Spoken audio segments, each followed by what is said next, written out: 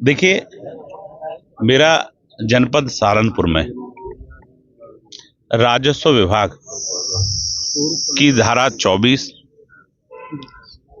धारा 116, धारा 80, धारा 67, धारा 34, धारा 38 और भी जो राजस्व विभाग की धाराएं,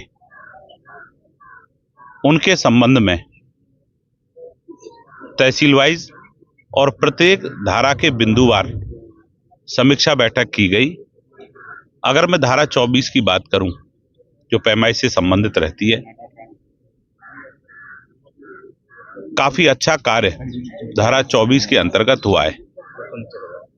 एक दो तहसीलों के अंदर समय से बाद की पत्रावली लंबित है। ऐसे ही धारा 116 में काफी अच्छा कार्य हुआ है। धारा 67 में जरूर थोड़ी सुस्ती देखने को मिली है। तो हमने जनपद सहारनपुर के जिलाधिकारी और राजस्व विभाग से सभी अधिकारियों को यह दिशा निर्देश जारी किए कि आदरणीय मुख्यमंत्री जी की शासन की जो मंशा है कि राजस्व विभाग से संबंधित जितनी भी हमारी धाराएं, उनके अंदर समय उनको निस्तारित किया जाए और गुणवत्ता के आधार पर निस्तारित किया जाए। और निश्चित ही मैं समझता हूं कि काफी अच्छा वर्क 67 को छोड़ दें तो सभी धाराओं में काफी अच्छा काम जनपद सहारनपुर में हुआ है। मुख्यमंत्री नकुड़ के गांव ढाई के पड़ता है, उसमें 3000 बीघे जमीन है, कब्जा मुक्त नहीं हो पाई आज तक। उन्होंने किसान जो है लगातार गुहार लगा मुख्यमंत्री तक से। देखिए, आदरणीय योगी आदित्यनाथ जी की सरकार में कितना ही बड़ा भूमाफिया क्यों न हो, उससे जमीन खाली कराने का काम और 70,000 हेक्टेयर जमीन उत्तर प्रदेश के अंदर जो प्रभावी भूमाफिया थे उनसे खाली कराने का काम आदरणीय योगी आदित्यनाथ जी की सरकार में हुआ है।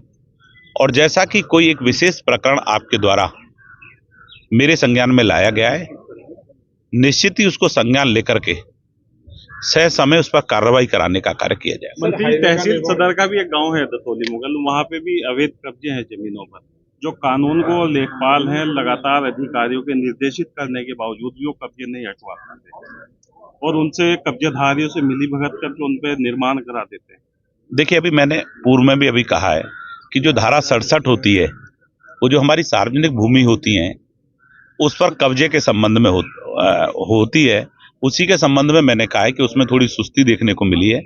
तो हमने उसमें सख्ती से निर्देश जारी किए कि समय उसको भी कोई कितना ही बड़ा भूमाफिया क्यों ना हो, जैसा कि जो प्रकरण आपने भी बताया है, निश्चित उसका संज्ञान लेकर के और स्वयं भी हमारा कार्यालय भी लगातार इस बात की मॉनिटरिंग करता है कि जो सार्वजनिक भूमि है, जिन जिन लोगों ने कब्जा कर रखा है उन पर प्रभावी कार्रवाई हो। लेकिन माननीय मुख्यमंत्री जी शासन की एक मंशा साथ साथ जरूर है कि अगर कोई गरीब व्यक्ति किसी गलतीवश, किसी भूलवश उसने पूर्व में उस पर आवास बना लिया है और उनके पास रहने की व्यवस्था कहीं नहीं है, तो पहले उन्हें स्थायी किया जाए, उन्हें रहने की व्यवस्था दी जाए, उसके बाद उसका बेदखली किया जाए।